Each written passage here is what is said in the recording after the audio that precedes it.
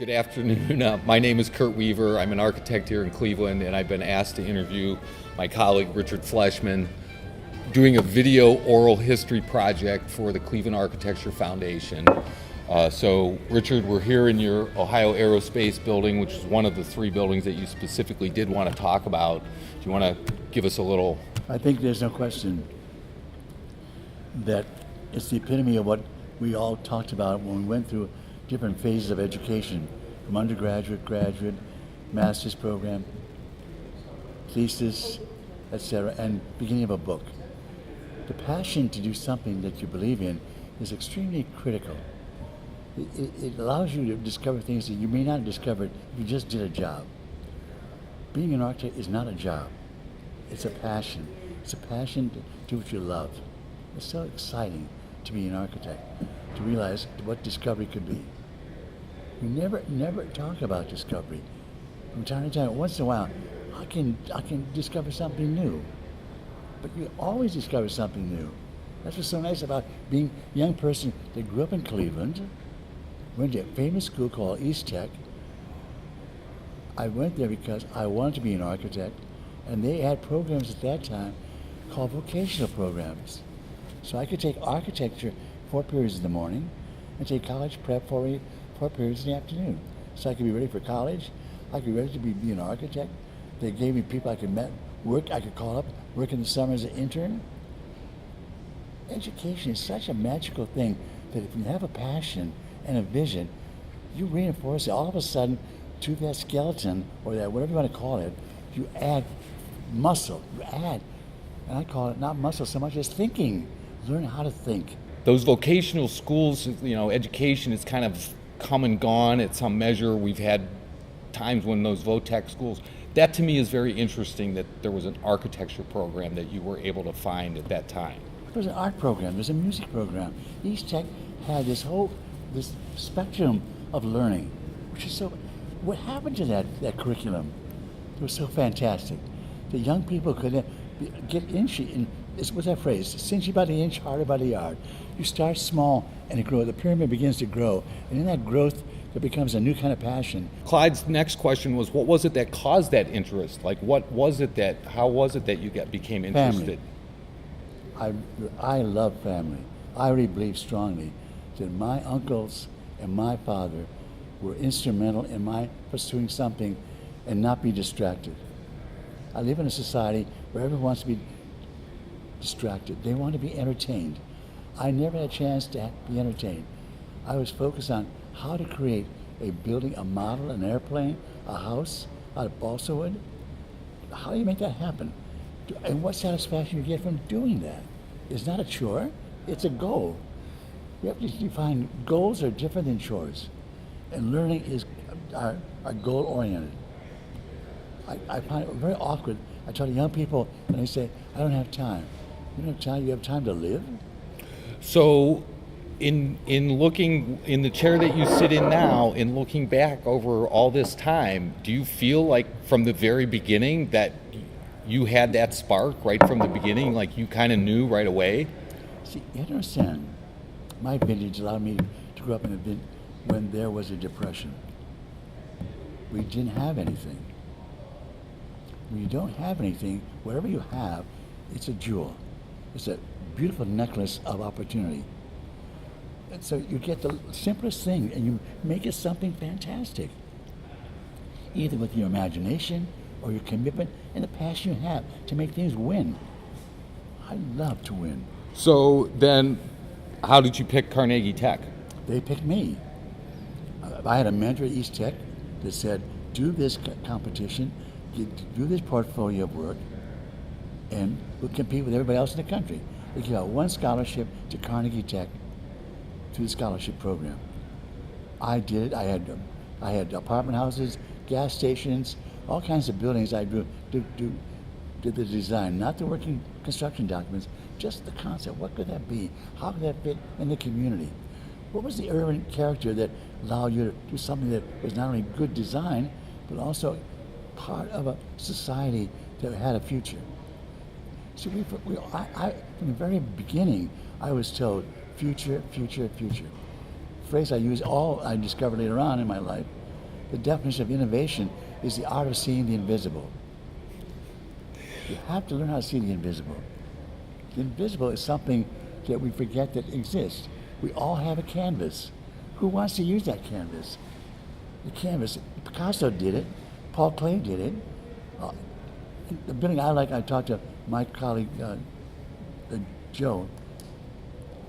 We visited a building Saturday night. Blackstone building that has all kinds of pump organs, and I think when Mendelssohn did the tower, the Einstein Tower, it was a nothing. But all of a sudden, the Einstein Tower becomes a destination. Everyone wants to go to Germany to see what did Mendelssohn do in his Einstein Tower. Or the Pantheon. I lived in Rome for a year. The Pantheon. I walk in that building. Wow. Isn't that? I, as an architect, I have that responsibility. Whether you're my colleague or whomever it might be, we've got to say, isn't that a wow? Like dial it up. And raise the brand, God. So what was the program at Carnegie Tech when you were there? Was it a 5-year program then? 5-year program. It was focusing on the Prix de Rome. I mean, the Paris Prize. And everything was very two-dimensional. Everything was just da da da, and I was never a two-dimensional guy. So that's why I love ballet. Everything is three-dimensional. Was the atmosphere traditional, or was it already starting to head toward? Clyde says advanced. Clyde's word was advanced, but I think he's inferring was it heading towards being modernism? There were 25 in my class, freshman class at Carnegie. And this is what year? 46. Okay. 46. I was the only young architect out of high school. Everyone else was a veteran coming back from the Army. And they had all kinds of experiences. And I learned to be a gentleman. Not so much because of what they did, because of what they didn't do. Sometimes you can learn what somebody doesn't do. I saw something earlier that was, I think, in one of these, maybe in the Breezy Bluff book about it wasn't the art of subtraction, but it was your words about the art of subtraction. Okay, so how did that lead to Columbia? Thank God. I had a mentor to go from East Tech to Carnegie Tech. When I was at Carnegie Tech, I had a mentor there. He was such a great guy. He picked 4 of us. He said, Frank, you're going to Harvard. Jim, you're going to Yale. You're going to Princeton. Richard, you're going to Columbia. You're only doing one proposal each. You're not going to compete with each other. I'm writing letters to say, you're the best. Each one of you are the best. A true mentor but had all kinds of privileges in his life and had that kind of influence. So we all competed, our fellowships. I got a TA, teaching assistant at Columbia. I got a fellowship for $5,000. I was at Columbia. When I got to Columbia, I got with a guy called Percy Goodman. He was doing all these Jewish temples. He was the dean of the graduate school in architecture.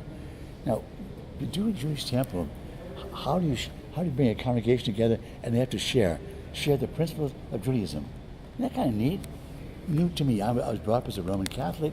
I learned all about Judaism. How do I learn about Judaism? How do I create space for people to understand the concept, what it means to be a Jew, and worship another Jew? And it was beautiful for me. And Percy was so patient. He said, we're doing architecture. We're doing more than architecture. We're doing art. Remember, Richard, we're doing art. We're not putting bricks together. We're putting spaces together. And those spaces have to have magic to them.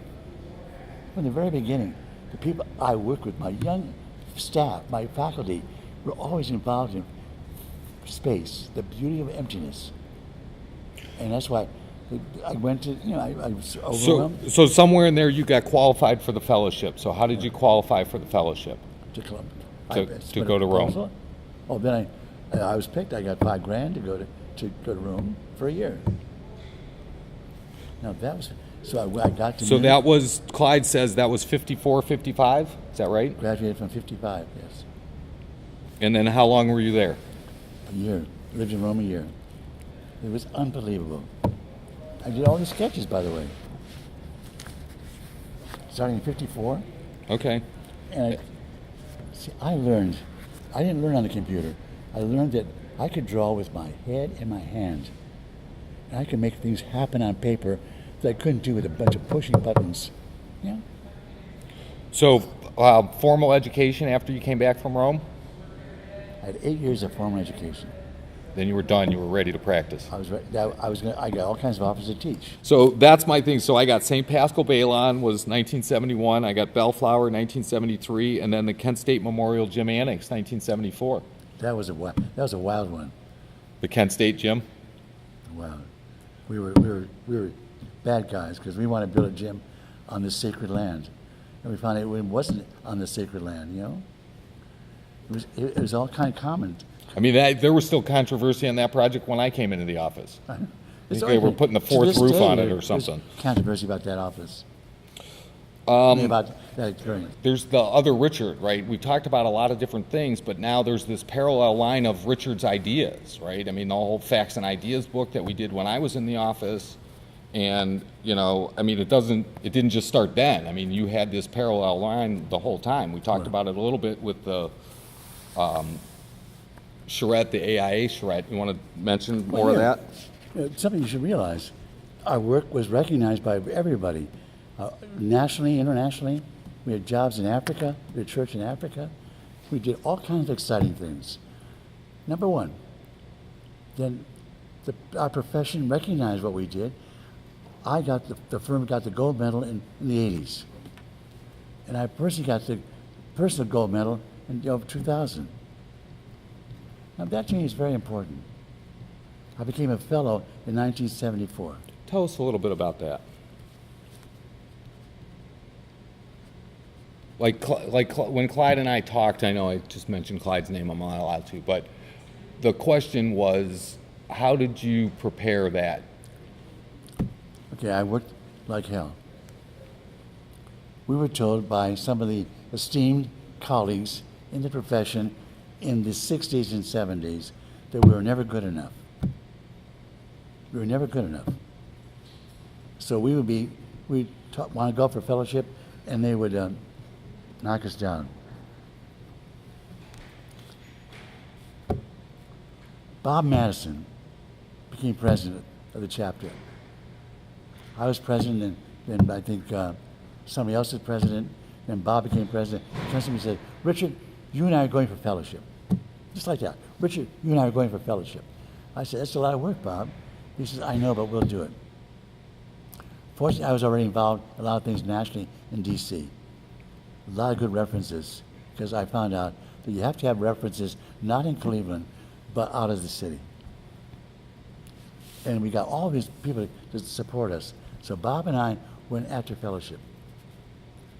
We worked like hell to put it together, as our colleagues are finding out. It's not that easy to compete with everybody in the country for fellowship. Now at that time, it was only 58 picked. You'd only pick 50 people to get fellowship. Only 50. Class of 50, okay. So you and Bob were in the same class? Yes. Oh, We both won the same year. I didn't know that. That's excellent. That's why he and I bonded. He said, "Richard, we're going anywhere together." So Bob Madison and I became the best of friends. He won. We got the fellowship, and we share that honor to this day, from 74 until 2018. So at that did he have his own firm at that time already? It was Madison. He had his uncle, his brother, and then all kinds of murders and all kinds of crazy things happening up in Yeah, his family's got Detroit connections and stuff like that. I think I remember his sister or someone. There was. I didn't want to get into political pyrotechnics, but it was crashing, So tell us about Synthesis 2020. Well, then at that time, Bob and I made fellowship, and so we were riding high. And then I went to Pete Van Dyke. I said, "Pete, this is ridiculous that Cleveland architects can't have a chance to get a job."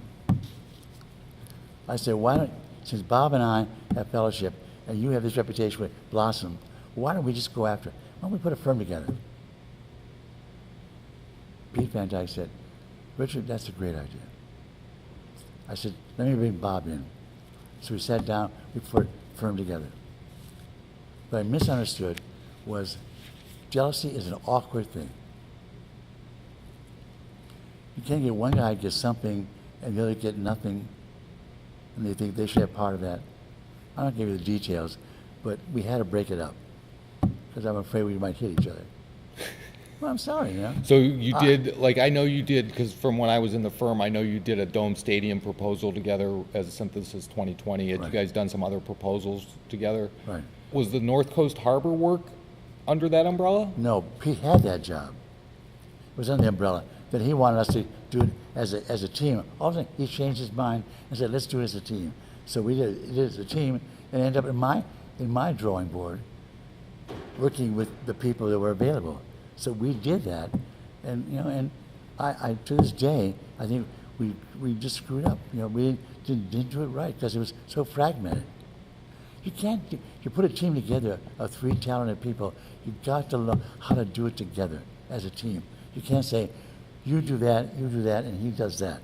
That's baloney. It doesn't work that way. You got to say, fine. What happens when you take these great ideas, this great enthusiasm, this great chemistry, and put it together, and let it explode as a one burst of smoke and mirrors. You know. So what? Let it happen. Don't be afraid of it. So that was bad. So we all went back to work doing our own thing. Out of that came the Polymer building. Out of it came this building right here.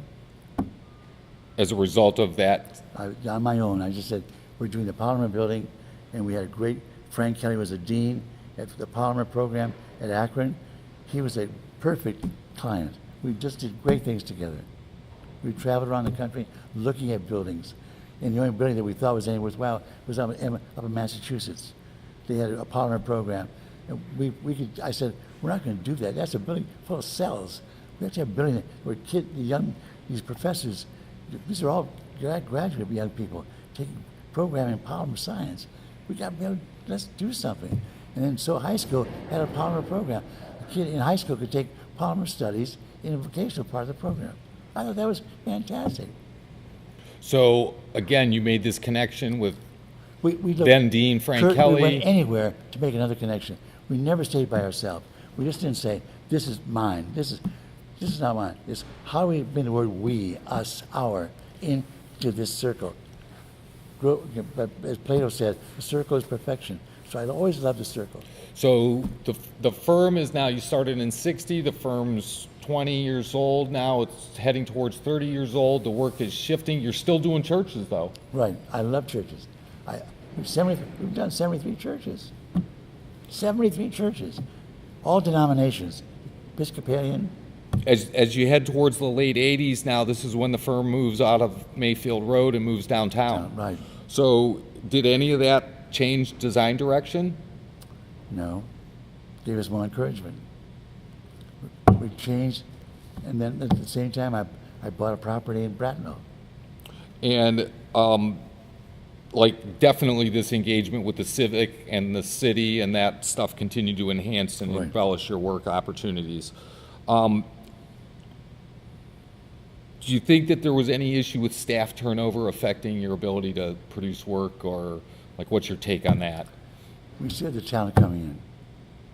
We had talent because we had the image in the community.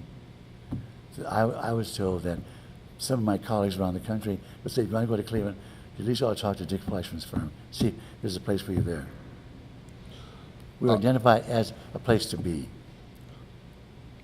So you, and at this juncture, like, I mean, we talk about this, like, you know, us little scuttlebutt about the architectural community, that, yeah, there's few firms and, you know, work for the talent and that kind of thing.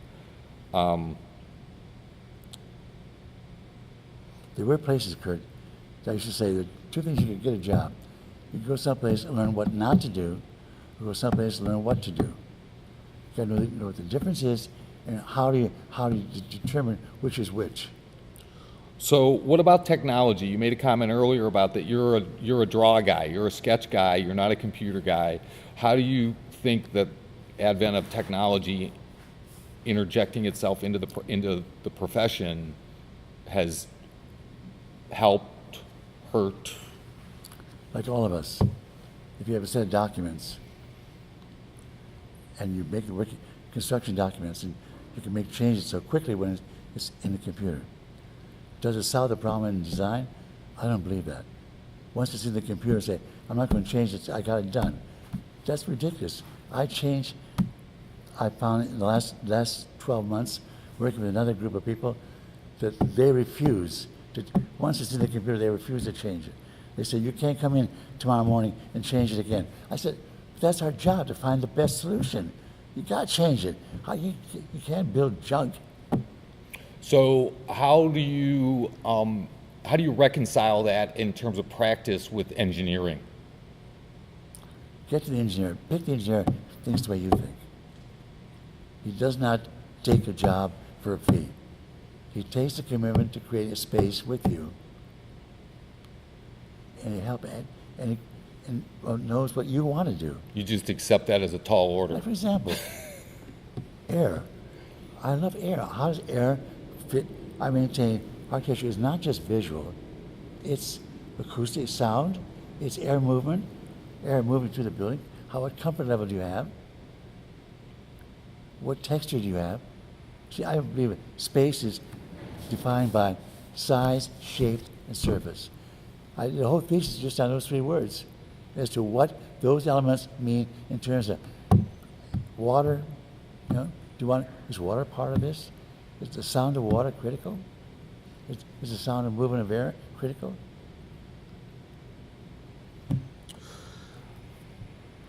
I had run us through a little like our travelogue history thing, right? So we'd moved into the 80s, Reagan was president, we were defeating the Russians, like things were shifting again. How did you see any of that on the influence on the practice of architecture? It did not, for me it did not. Had no influence at all. All my concern was, how do we minimize distractions? If we focus on trying to get a solution, stay with it till you come to what is the best solution. Was it Corbusier said, design is a patient search? I'm reading my questions, and we've answered a lot of them. I'm telling you right now, that has always been part of my life. Design is a patient search. So we're on churches, right? We're looking at your church work right now. I love the church. I had fun doing churches. Because it was that space, that volume of space. And this project, in fact, right, was your educational church, right? Because you were able to have poetic license here that you wouldn't have otherwise had to have or gotten to have in an educational project. I believe the fundamental to Richard is that you share ideas. You learn by sharing ideas. So you do it in church, The Church St. Edmunds in Detroit. We made a presentation to the community, and Mr. Fleischman, some lady comes up to me and says, Mr. Fleischman, would you come and talk to me for a second? I said, what's wrong? And she said, you're talking about the beauty of space, you're talking about Christianity, but I don't see Christ. You have a hollow cross. It's empty. There's no body in it. There's no Christ. Where is the corpus?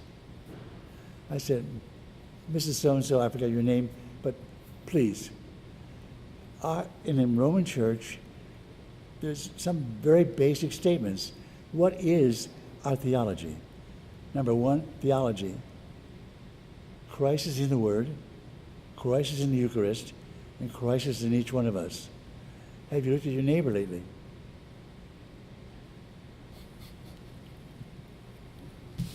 That was it.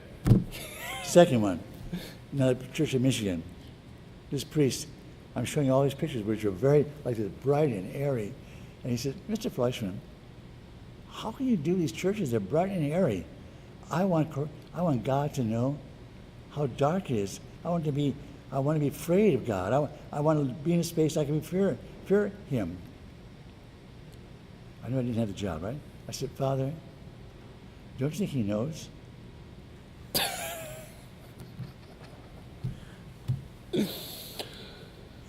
So, But so when you started doing I had this churches, quick wit. so when you started doing churches, there was a lot of cloisteredness to them. Yeah, Right? Bill had that feeling. It was an extension of what he was doing all those years, and they were done very well, beautifully done. But then we started saying, Bill, but brightness and lighten up the world. You know, Christ is lightening up the world. He's not putting it in a tunnel, not in a grave. And Vatican II started to come alive. I said, look at what did Pope John the 23rd said. Let the wind open a window, let some fresh air in. Let's let fresh air come in. So, like Holy Family, it's very strategic. All those openings are choreographed with the geometry, and it's very like focused, right? And those are like And it was symbolic. objects in a sense. But by the time you get to St. Paschal Balon, right now the whole north wall is glass wall. For a reason.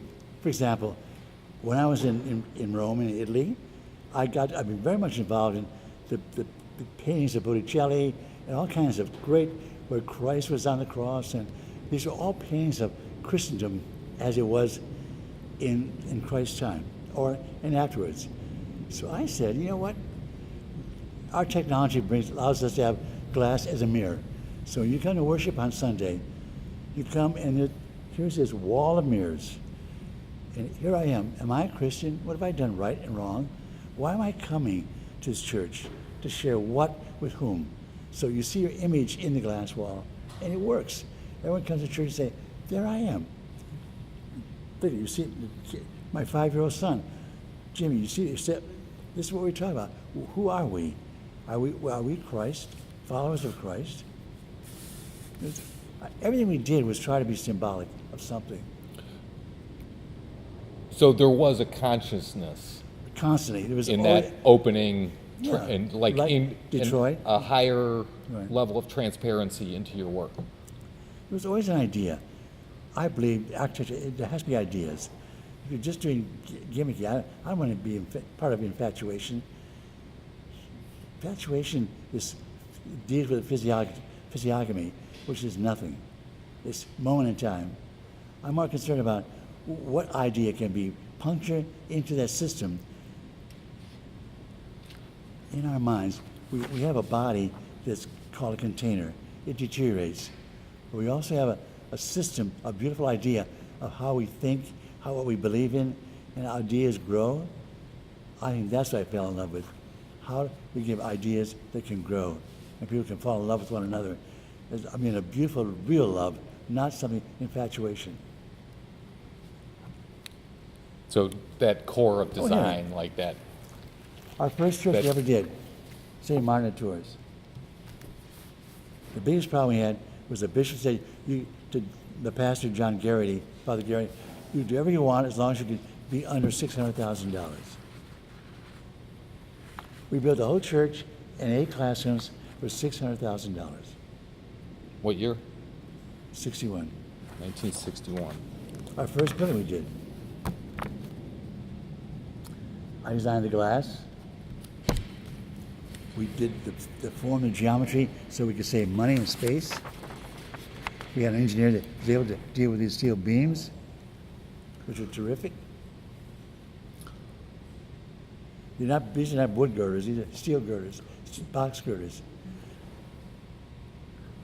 So you were kind of like, I remember our own iteration of that at the church in Aurora that Right. we had done the addition to, that was a wood glue lamb beam, Right. and it was a wood church, and then it became a metal cousin, brother, sister, in terms of how those two projects That was a worked great- together. I go to that church today, I find that very fascinating. In 2018, even though we did that in the 70s, that church is still new today.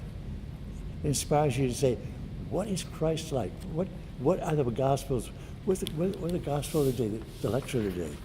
So you were doing all these churches. So how did you, like, I know that the churches led to the education work. Right. But and you stayed in churches because of your sort of passion for that particular architectural expression.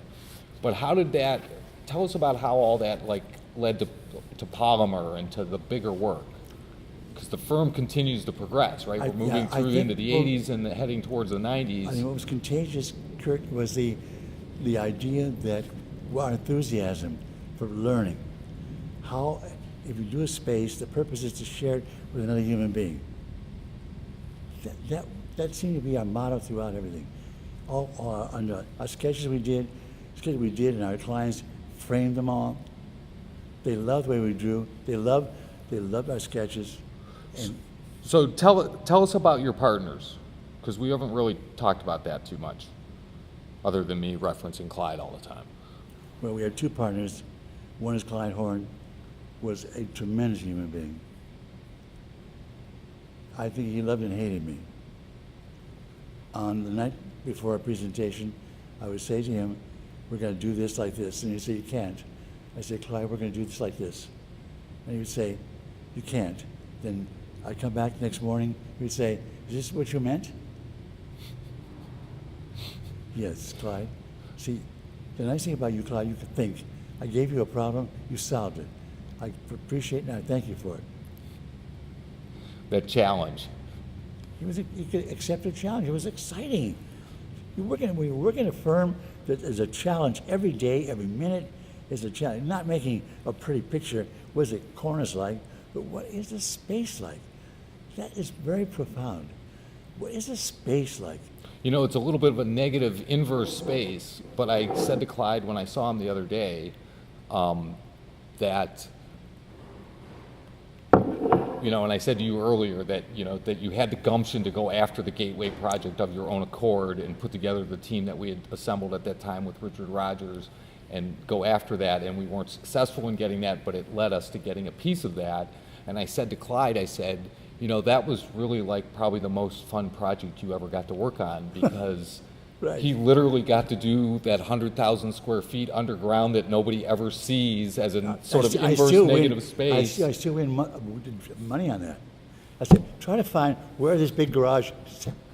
Steve, you can find where the entrance is to the garage. They can't. Nobody can find it where it is. We hit it so beautifully.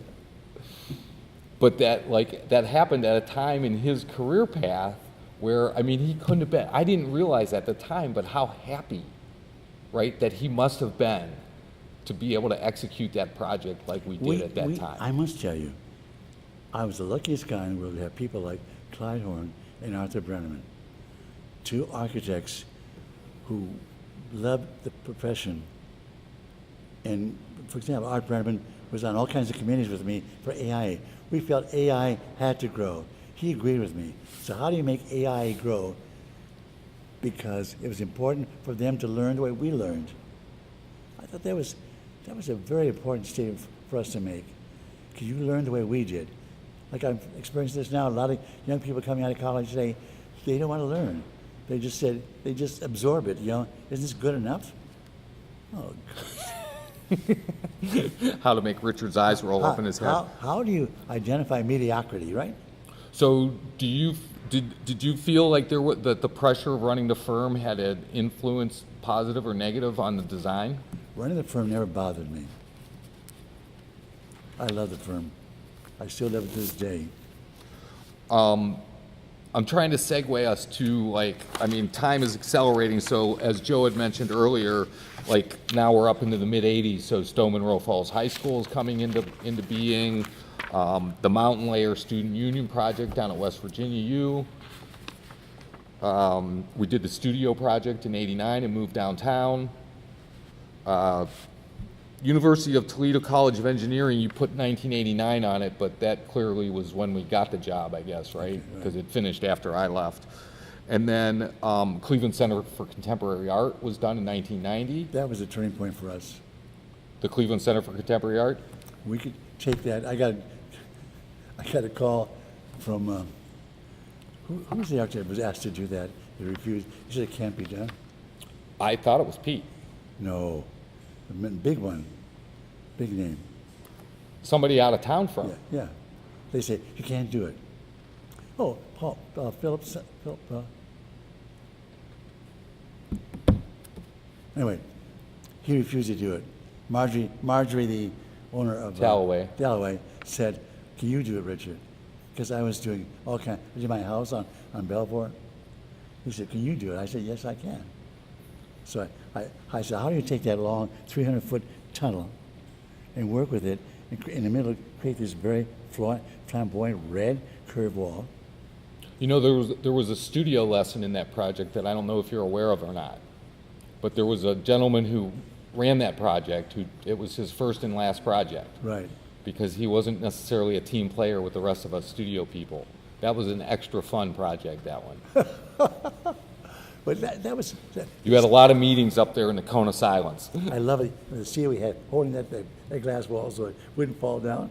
It's fantastic. But we did. See, we wanted to be innovative in the. That's it. There it is, right there, front and center. I love that detail.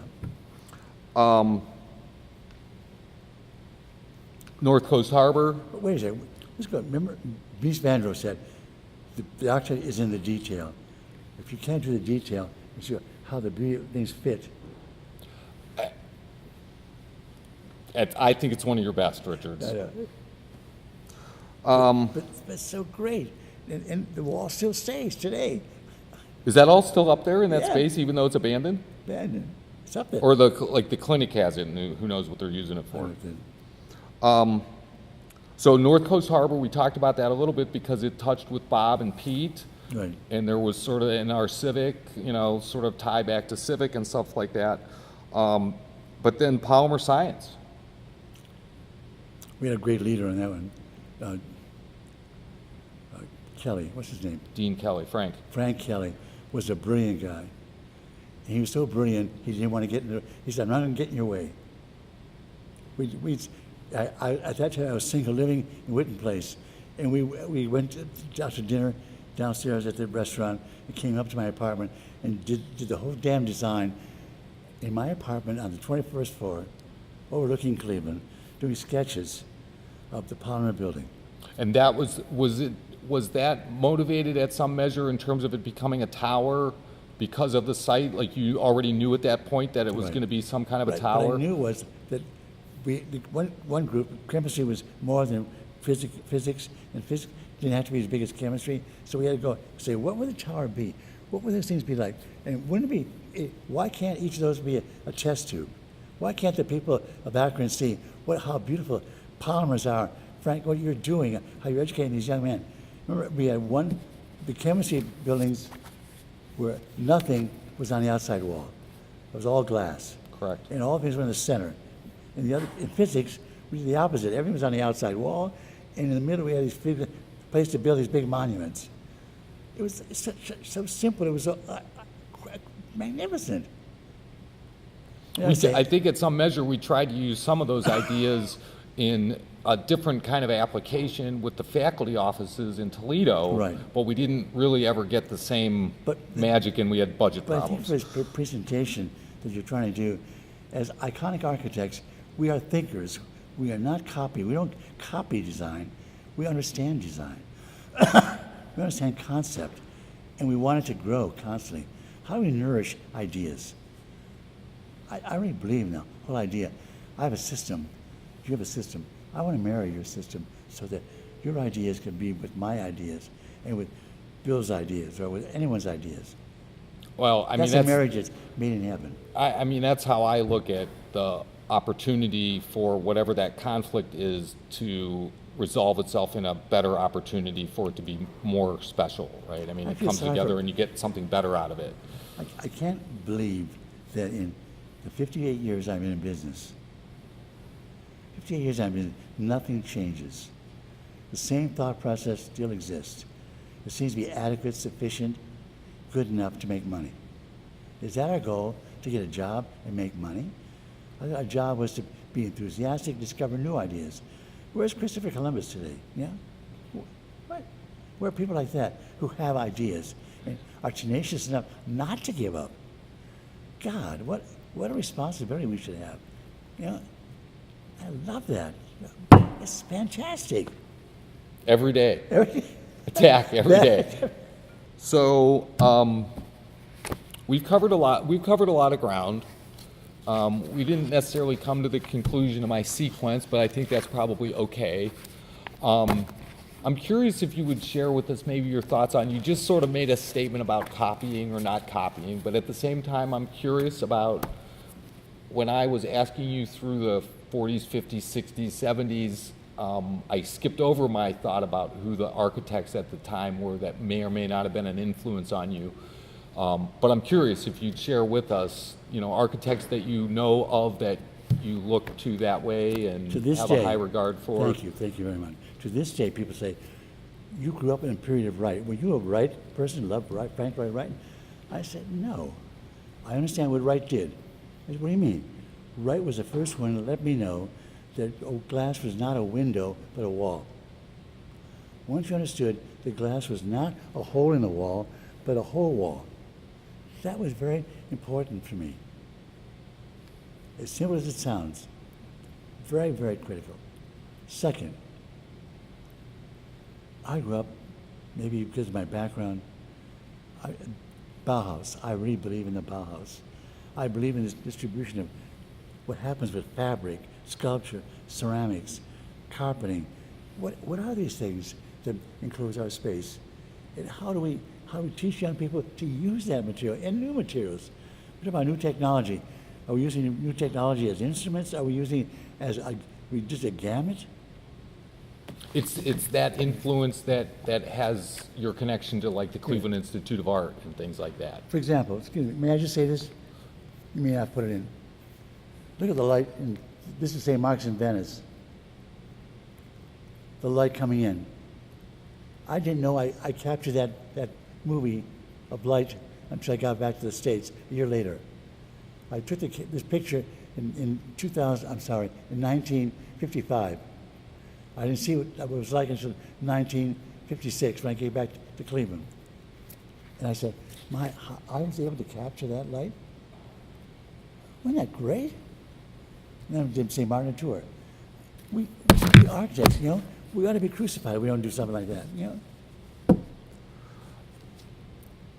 Well, here, like my good friend Joe Kleinhammer, he knows how I feel about that space. You see, yesterday, you weren't with us, but the sunlight coming in into Blackstone House, the pipes are going, and the light's coming in and reflecting off there's a wood pipes and millennium pipes, all kinds of different kind of products, but the light hits it differently, and how light hits it makes that space come alive. God, it's like rabbits running around, Who's catching whom? So what about within the Cleveland context, like your peers, and we've talked about Bob and Pete's name has come up and things like that, but are there others that you have any regard for that you feel like they've contributed? I think Jerry Pato had a real talent. I like Jerry Pato a lot. He worked for us for a short time. There are people like that I think was fantastic. That we didn't always agree, but I came out of an educational process where conflict is everything. What about, we have a collection of photographs of projects from around the neighborhood, right? Things that you're aware of, that I presume you know most of this stuff. Good, bad? That's all Don Hisaka, right? Don Hisaka was a great guy. I don't know that one. Do you know that one? You know that one, right? Yeah. That was the greatest job we never lost, or never got. The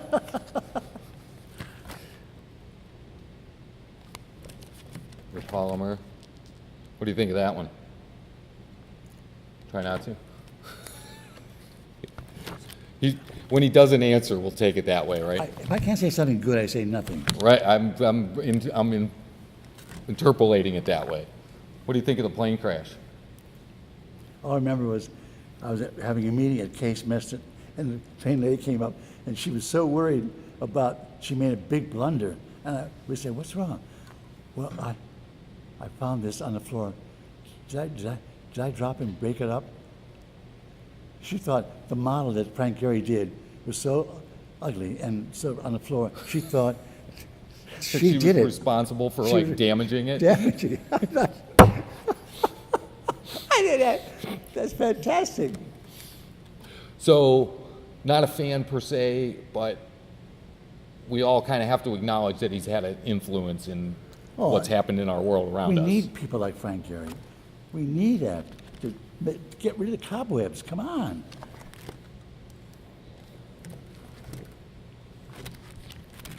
I love Norman Foster's building for the Clinton. It's going to be a Taj Mahal. I already believe that. What do you think of this stuff? You're a big CIA fan, right? You're a big proponent of the CIA and, you know, all of the good that they've done. We've talked about education. That included that is a mess. Let's put a political jargon, political manipulation. That's our young colleague, Jonathan Kurtz, working for Westlake out at Oberlin. I don't know if you'd ever seen that one or not. It got some accolades. I don't know a lot of this stuff as you get further in this book. Oh, what do you think of that one? Mistake. How about this one? That was a tough site. Nobody ever put anything on that site until he got a measure of success out of it. I love what they try to do. They try to, you know, with different proportions, different ideas, and the curve. I just, you know. That's the guy from San Francisco. Sadowitz, yeah, thank you. What do you think about what they did with Public Square? Big mistake. Love that building, don't you? It's corporate. It put the restaurant back, or at least the pub back up at the top where we can see the lake now. Well, what about our idea for doing Airview Tower?